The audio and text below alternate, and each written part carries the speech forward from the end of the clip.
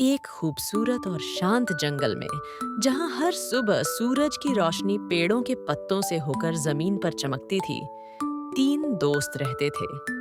एक आलसी शेर था, डमरू शेर, जिसे शिकार से ज्यादा सोना पसंद था। एक मेहनती चींटी थी, छुटकी चींटी, जो हमेशा अपने काम में लगी रहती थी। और एक शर्मीली तितली थी, पंखी तितली, जो बहुत सुंदर थी पर किसी के सामने नहीं आती थी। जंगल में एक अजीब सी उदासी छा गई थी।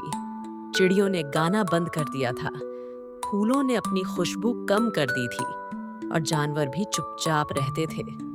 ऐसा इसलिए हुआ था क्योंकि जंगल का सबसे पुराना झरना सूख गया था और उसके साथ ही जंगल का मीठा संगीत भी गायब हो गया था।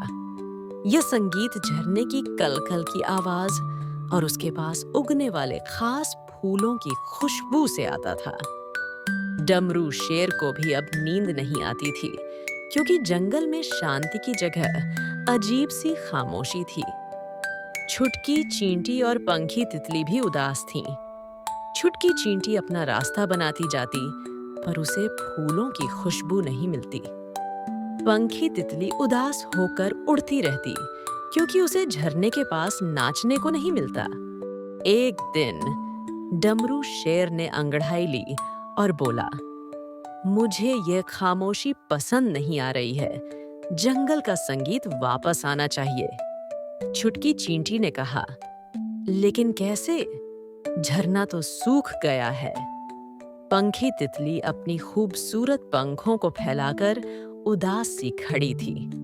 डमरू शेर ने अपनी भारी आवाज में कहा, छुटकी चींटी, तुम इतनी मेहनती हो, तुम जंगल की मिट्टी और पत्थरों को जानती हो। और पंखी तितली, तुम फूलों की खुशबू और झरनों के पास के पौधों को पहचानती हो। तीनों ने मिलकर एक योजना बनाई।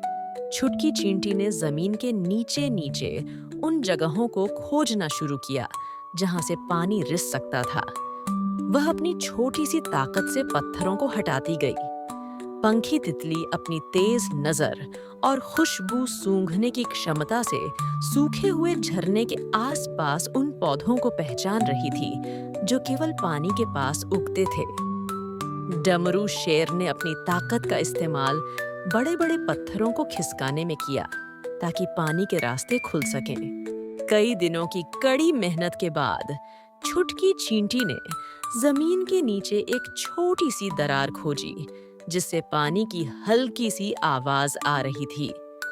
पंखी तितली ने एक खास फूल की पहचान की जो उसी जगह उग रहा था और डमरू शेर ने अपने पंजों से उस दरार के ऊपर से एक भारी पत्थर हटाया। जैसे ही पत्थर हटा, धीरे धीरे पानी की एक पतली सी धार बहने लगी।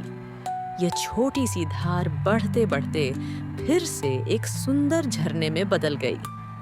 झरने की कलकल की आवाज से जंगल में फिर से संगीत गूंज उठा। सूखे हुए फूल फिर से खिलने लगे और उनकी खुशबू जंगल में फैल गई। सभी जानवर खुशी से झूम उठे।